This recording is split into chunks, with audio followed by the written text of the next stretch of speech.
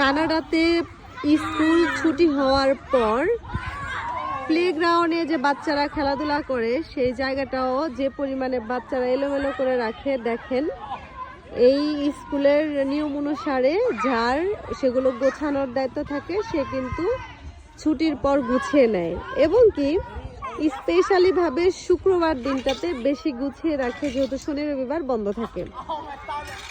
আর কোনো বার পরিষ্কার এতটা ভালো মতো না করলেও প্রতি সপ্তাহে শুক্রবার স্কুল ছুটি হওয়ার পর একদম 100% গুছিয়ে রাখি স্কুলের প্লেগ্রাউন্ডগুলো এবং কি স্কুলের ভিতরটা।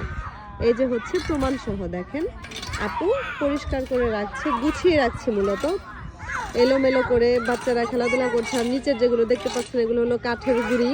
এই কাঠের গুঁড়িগুলো ছিটে ছিটে বাহিরে গিয়েছে, সেগুলো একটু ভেতরে নিচ্ছে এখন পরিষ্কার করে সুন্দর করে। এই যে দেখেন।